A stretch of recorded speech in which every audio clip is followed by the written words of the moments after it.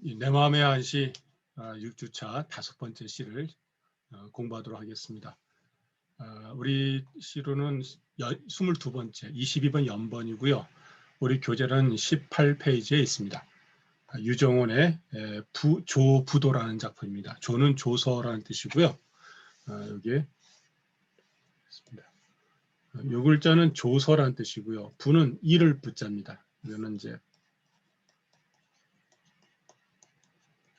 이를 지자고 같고요. 도는 도성이라는 뜻입니다. 그러니까 조서를 바꿔서 도성에 이르다라는 뜻을 가지고 있습니다. 이 시는 원래 원제가 따로 있습니다. 근데 이건 원제가 조금 길어요. 그러면은 조서를 받들어서 추천은 뒤조차 이릅니다. 어디로? 도로. 이 부분이 이렇게 줄여둔 거죠. 그 다음에 날짜가 더 있습니다. 2월, 그 다음에 지, 그 다음에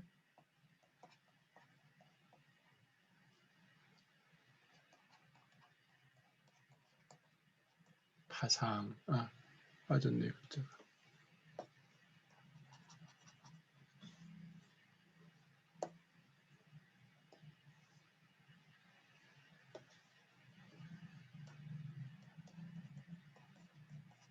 파정상이 되어 있습니다. 제목을 먼저 이해하시는 게 좋을 것 같아서요. 요건 이해가 되셨고요. 2월입니다. 2월. 그 다음에 파정이라는 곳인데요. 요건 이제 지명이에요. 그러니까 원래 섬서성에서 발원해서 위수로 흘러 들어가는 물이 바로 파수라고 그러는데 요게입니다. 패자에 이렇게 물수변이 있어요. 옆으로 달리기도 하고 밑으로 달리기도 하거든요. 요 글자는 요렇게 패자를 에다가 요것도 들어가기도 해요. 요렇게. 근데 여기 옆으로 이렇게 달리기도 하고요. 그래서 요거는 파라고 있습니다. 패가 아니고 파인데요. 파수까지 왔으면 거의 이제 이 도성에 들어온 거죠. 도성에 거의 가깝게 온 겁니다. 그래서 여기 보면 이제 도라고 쓴 것입니다. 정이라고 하는 것은 정자정자가 아니고요. 역정입니다. 역정.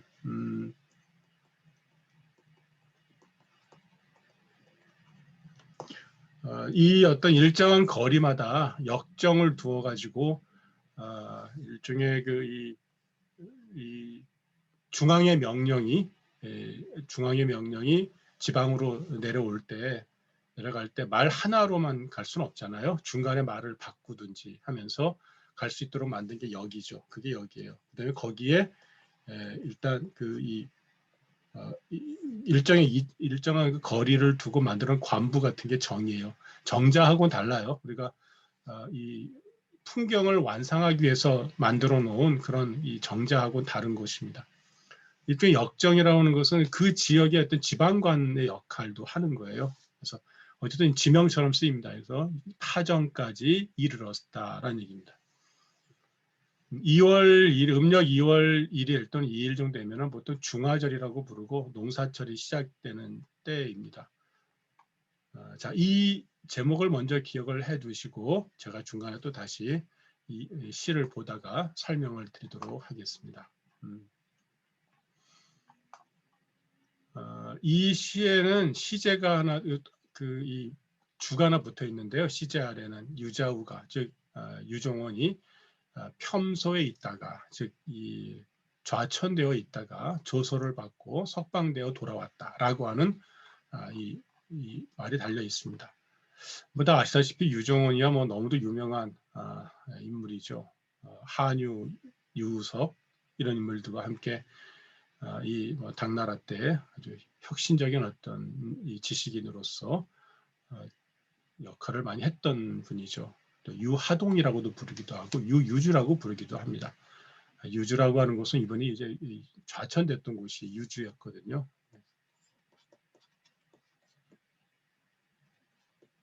자기 성씨처럼 이런 데들이 같네요. 자, 이때 왕숙문이라고 하는 사람의 신정의 기획에 참여를 합니다. 왕숙문이라고 하는 분이.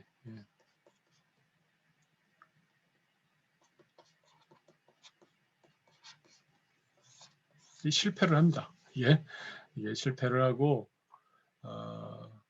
어쨌든 많은 사람들이 환관만이 아니라 기존에 많은 이제 이 기득권 대신들이 왕숙문이 독단적으로 전행한다고 불만이 많았습니다. 그래서 헌정이 즉위하자마자 왕숙문을 공격했고 또 그를 지지하던 대신 8명도 왕숙문과 같은 당파로 몰려 좌천됩니다.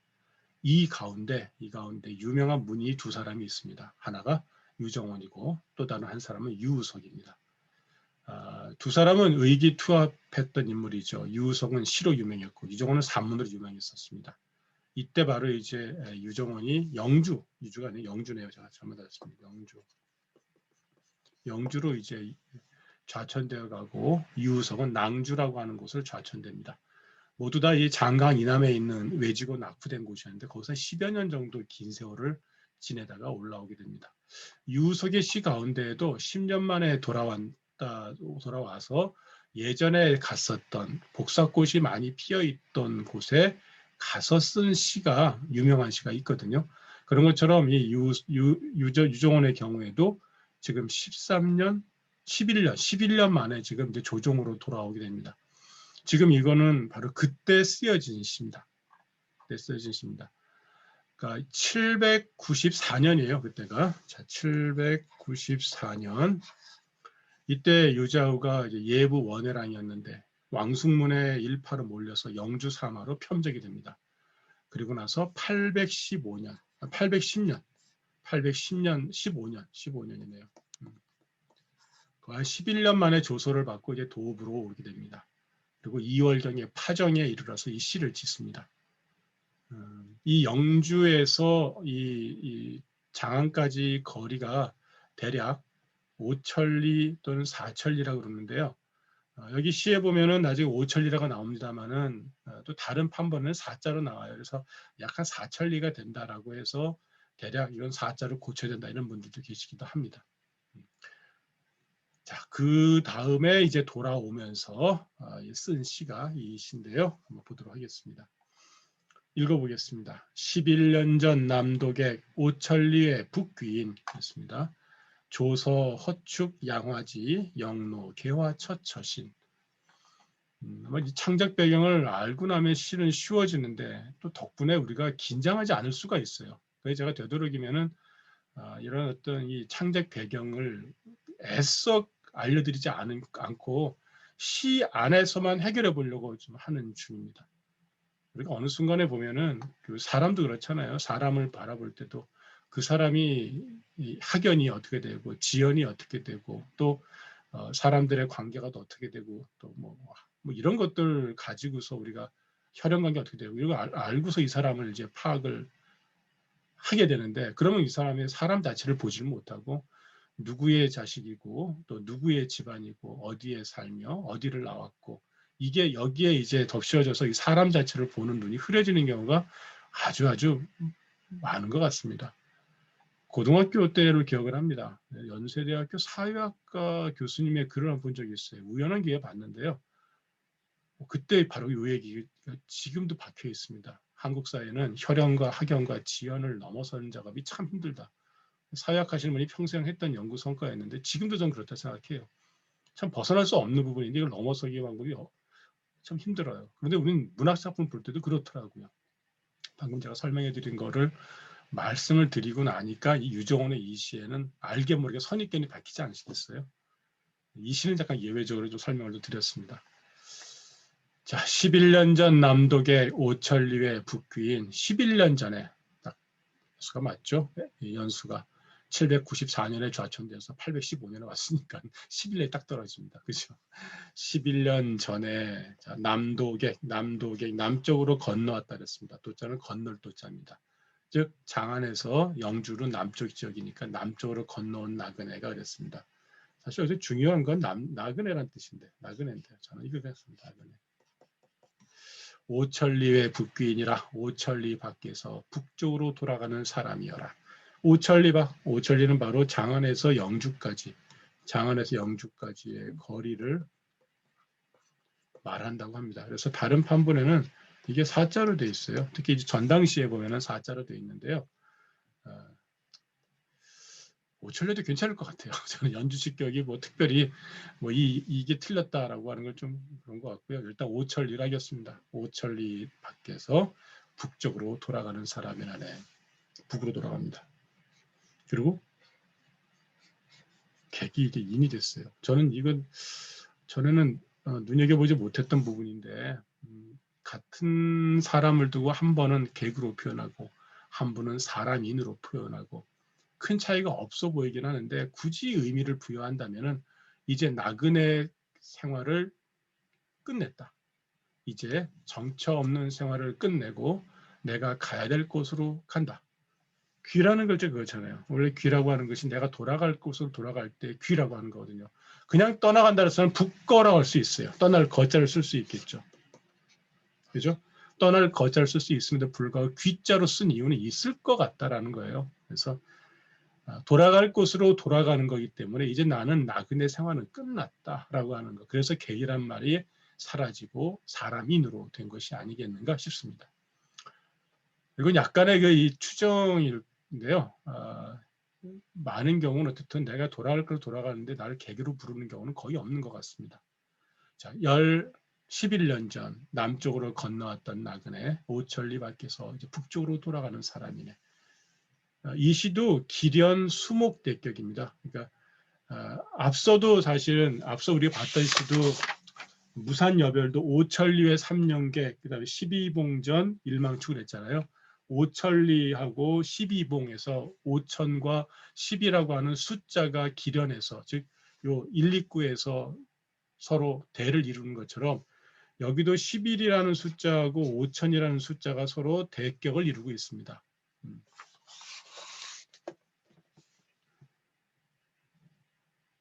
자, 그 다음 보겠습니다. 조서, 허축, 양화지, 영로, 개화, 처처신. 조서는 나왔어요. 그죠? 조서로 허는 허락을 받다는 뜻입니다. 허락을 받다. 즉 뭐뭐 하게 되었다라는 얘기죠.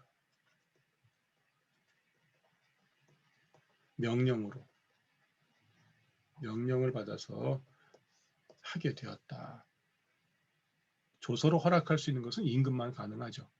어쨌든 나는 자유로운 사람이 된 거죠. 축이라는 것은 따라갈 축자입니다. 따라 또는 줬다라고 표현합니다. 그래서 조착하다. 그다음에 양화라는 말은 기억을 해두시면 좋을 것 같습니다. 양기가 화창해서 양화예요. 언제? 2월 초하루가 되면. 그래서 이때를 중화절이라고 부릅니다. 양화처럼 여기 있을게요. 중화절이라고 부릅니다. 본래 2월 1일이나 2일 정도를 가리키는 말이고요. 이때는 바로 이제 양기가 바야흐로 화창해지기 때문에 그렇습니다. 그러니까 양화를 쫓아온다는 얘기는 사실은 이것은 중화절을 말하는 건데 제가 처음에 그 시제를 일러드릴 때 2월의 지 파정상이라고 그랬잖아요. 2월을 가리키는 거죠. 내가 언제 왔냐면 2월 달에 왔어. 그런 얘기입니다. 봄날에 양기가 화창할 때 왔다라는 거 안에는 또 기뻐하는 마음도 살짝 담아뒀습니다. 앞서 우리가 봤던 최도의 그 무산여별에서는 일망추했잖아요. 가을을 바라보면서 착잡한 심정의 이 심정을 거기다 담아냈던 거라면은 양화, 즉 양기가 바야흐로 화창할 이 즈음에는 기뻐하는 마음을 표현하는 시간적인 어떤 배경으로 우리는 활용되고 있구나라는 것을 이해할 수가 있습니다. 기뻐하는 마음을 가지고 우리가 이 중추절을 맞이한다는 것은 추석 정도인데 시에서는 그렇게 많이 안 나오는 것 같습니다. 특이해요. 풍년을 노래하는 시가 없는 건 아니지만 가을을 이야기할 때 늘 뭐다? 비추다. 이게 서글퍼할 비자를 썼죠. 이렇게.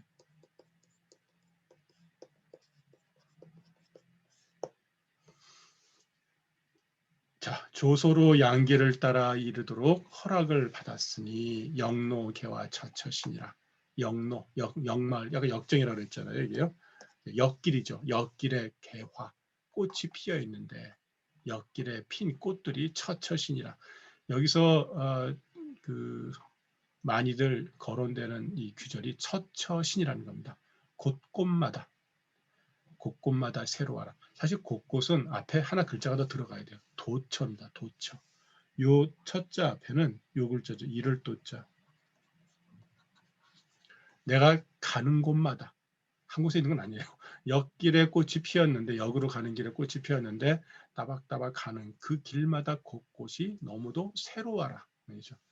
본래 있었는데 그동안은 몰랐지만 한번 10여 년의 유배 생활, 좌천 생활을 끝내고 돌아오니까는 너무도 새로워라 라고 하는 걸 보여주는 겁니다. 처신, 이게 아주 이 시에서는 이 작자의 기쁜 감정을 잘 보여준다고 볼 수 있습니다. 한 번 더 분석을 해보죠. 11년이면 일종의 시간이죠. 시간이 오랫동안, 우리 10년이면 강산도 변한다고 했는데 지금이야 10년 짧다면 짧다고 길면 긴데요. 어쨌든 젊은 사람들한테 10년은 무지 긴 시간이죠. 나이 든 분들한테는 10년은 금세 흘러가는 시간일 수도 있지만 10년은 대단히 오랜 기간입니다. 4천리 또는 5천리라고 하는 공간도 공간적으로 아주 먼 거죠. 이렇게 시간과 공간으로서 짝을 지었습니다. 그게 1, 2구에서 보여주는 거죠. 그래서 작자가 지금 가진 고생을 많이 했다라는 것을 유감없이 보여주는 규제라고 볼 수 있습니다. 시간은 길고 공간은 먼 곳에서 나는 오랫동안 지냈었지라는 겁니다.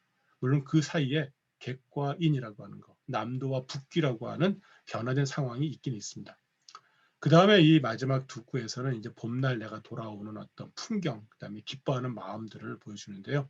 말씀드린 처신이라고 하는 거, 이 기쁨 가운데에서 점점 꽃을 볼 때마다 훨씬 더 꽃이 더 아름다워 보이는 거죠. 오랫동안 또 이 장안을 떠나 있었기 때문에 내가 보는 꽃마다 다 새롭고 신기하고 너무 느낌으로 다가오는 겁니다. 그러고 보면 우리가 어떤 것이 좋아 보이고 좋아 보이지 않는 것은 그 자체가 꽃이 원래 좋고 원래 나쁘고 이런 것이 아니라 바라보는 사람의 마음에 달려 있는 거죠. 내가 마음이 기쁘면은 보는 꽃마다 다 예쁜 거고요. 아무리 뭐 못생긴 꽃이라 다 예쁜 것이고요. 그다음에 내 마음이 울적하면은 아무리 화려한 꽃이라도 우울해 보이는 거죠. 그래서 이 시인의 마음이 가장 중요하다라고 저는 생각을 합니다. 살면서 겪는 것도 그런 것 같습니다. 요즘처럼 봄꽃이 조금 이제 쓰러져 가기도 하는데 또 어떤 경우는 아직까지 피어 있는 것들도 있죠. 꽃이 그 자체가 또 나무가 그 자체가 좋거나 나쁘진 않습니다. 좋아하고 싫어하는 감정은 이건 나와의 관계 속에서 주체가 갖고 있는 감정인 것이죠. 다만 가격을 따졌을 때 비싼 것, 싼 것은 있을 수가 있습니다만은 좋고 나쁘다고 하는 말은 그런 가격의 문제가 아니라 감정의 문제라고 하는 거죠. 그래서 옛분들이 늘 그랬습니다. 사물을 바라볼 때 평호호라고 그랬습니다. 평평할 평자에다가 좋아할 호자에다가 미화를 오짰습니다. 좋아하거나 싫어하는 감정을 균형 있게 가져야지만이 세상을 냉정하고 정직하게 바라볼 수 있다라고 했죠. 그래서 이게 제일 중요하다 그랬거든요. 평호호 또는 호호평이 바로 이 인간의 마음가짐 가운데 먼저 가져야 될 거고 항상 마음 수행을 해야 된다고 했던 것 같습니다. 유종원의 경우 어쨌든 11년 만에 4천리, 5천리 더 넘어에서 돌아오는 그 기쁜 마음을 이렇게 표현을 했습니다. 그래서 제가 아까 객자하고 인자의 차이에도 아마 그 기쁜 감정이 여기에 배어 있지 않을까라고 하는 과감한 추측도 한번 해보게 됩니다. 그리고 허락받았다라는 것에 대한 어떤 자부심도 있는 거고요. 그래서 이분에게는 모든 것이 새로워 보이는 거죠. 나그네의 어떤 처지에서 인의 처지로 돌아오는 순간에 게다가 나는 왕으로부터 임금으로부터 허락을 받은 자유로운 인간으로서 내가 보는 꽃들이 다 모두 싱그럽고 새로워 보이는 거죠. 낡고 진부하고 짜증나는 존재들이 아니라 나를 기쁘게 하는 거라는 겁니다. 꽃이 나를 기쁘게 하는 게 아니라 내가 기쁘게 보기 때문에 꽃이 예뻐 보이는 겁니다.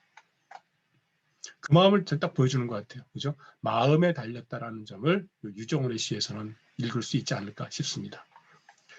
읽어보겠습니다. 읽어보고 마무리를 짓도록 하겠습니다. 자, 11년 전 남독에 11년 전 남쪽으로 건너왔던 나그네가 오천리의 북귀인 오천리 밖에서 북쪽으로 돌아가는 사람이여라. 조서 허축 양화지 조서로 양계를 따라 이르도록 허락받았노니 영로 개와 처처시니라. 이 구절이 제일 중요합니다. 옆길에 피어있는 꽃이 곳곳마다 싱그럽구나, 새롭구나. 신이라고 하는 글자 의미를 한 번 더 말씀드려야 될 것 같아요. 우리가 신목자 필탄건이라고 그랬잖아요. 그러니까 갓 머리를 감은 사람은 반드시 먼지를 떤다라는 말이 있는 것처럼 이 신이라고 하는 것은 갓 막 이런 거예요. 그러니까는 새롭다, 새 것이다라는 의미라기보다는 뭔가 말끔하고 깨끗한 상태로 나에게 다가오는 걸 가리키는 거예요. 요즘에는 신상품할 때 신자하고 약간 다른 개념이라고 생각하셔야 돼요. 신이라고 하는 것은 낡고 진부하고 먼지 투성이고 이런 것이 아니라 먼지를 벗긴 상태에서 맑고 그다음에 싱그러운 느낌, 갓 나에게 뭔가 다가오는 느낌, 이런 것들이 바로 신자에 달려 있습니다. 수고하셨습니다.